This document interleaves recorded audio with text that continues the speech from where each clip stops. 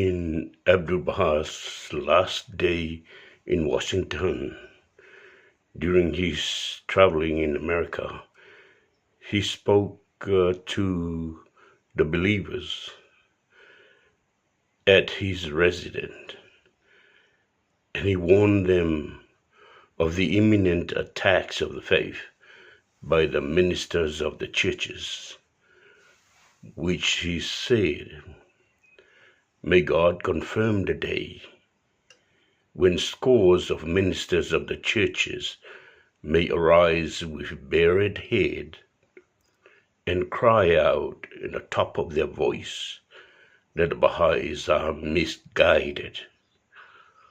I would like to see that day, for that is the time the cause of God will spread."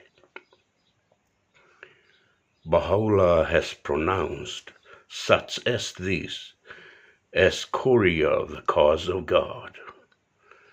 When you send a mail by courier, not only it's fast, but often arrive the same day. Baha'u'llah has pronounced such as this as courier of the cause of God. They will proclaim from the pulpit that the Baha'is are fools. They are wicked and unrighteous people. But be steadfast and unwaver in the cause of God, for they will spread the message of Baha'u'llah. Two things that Abdu'l-Baha asks us to do when we face these opposition. One is steadfast and unwaver in the cause of God. The other one is this. He said there is a treatise written by His Honor Mirza Abul Fahd. All of you should have a copy of it.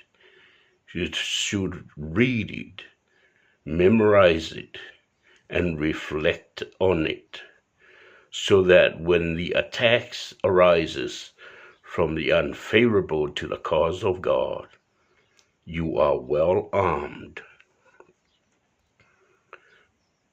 Mirza Abul Fahd was lying on his sick bed in Beirut, Lebanon, when students of a Syrian Protestant college, which became America's university in Beirut since 1920, apprised him of the content of an article written by a London minister named Reverend Beta Said Easton that appeared in a magazine called the Evangelical Christendom that attacks the faith in foul language and defaming Baha'u'llah and Abdu'l-Baha. And from his sick bed, he wrote this treatise, which was named the Burhan-i-Lami, the Brilliant Proof.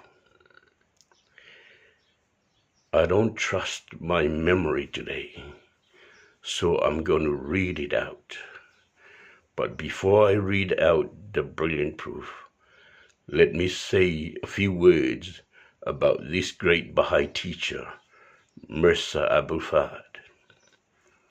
During one of the testing times of the American believers, this is the time when a covenant breaker in the Holy Land sent his son named Shu'aullah to America and worked together with other covenant breakers in America, and they caused havoc, disunity, disruption. But their activities were crushed by the activities of three great Baha'i teachers that were dispatched to America by Abdu'l-Baha. And one of these great Baha'i teachers is His Honor Mirza Abul Fahd. The Burhan-i-Lami, the Brilliant Proof.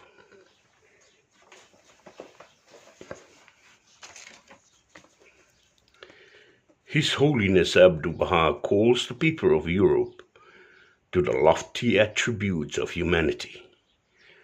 But Peter said Eastern teaches them libels, execration, falsehood, and calumnies.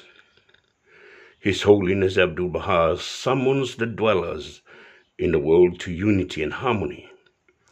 But Peter said Easterns invites men to division and inharmony. His Holiness Abdu'l-Baha lifts his blessed hands heavenward in the assemblage of prayer and invokes blessings and mercy for the people of Europe from the court of the Almighty. But Peter said Easton's attempts to prove in learned magazines the remoteness of the people of the East from praiseworthy Christian qualities, and desires that torment and punishment shall fall upon them. Abdu'l-Baha commands, speak evil of no one, and wish evil for no one. But Peter said Easton says that no one should wish well for, or consider as worthy of grace, a people whose number he estimates as 3 million. This is the number he estimates of Baha'is in the world at the time.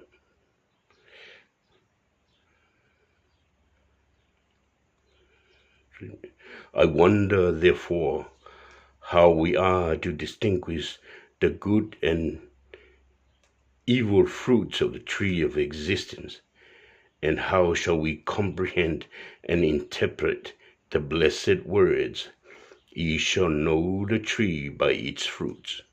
To my mind, there is no criterion but this, and Peter said Easton cannot teach otherwise. It was said that Reverend Peter said Easton's argument was well answered and well demolished by the brilliant proof. In fact, it silenced him forever. Thank you, and I wish you well. Faftailava, manuela fa fong fong maimla fa so Samoa. Soifua.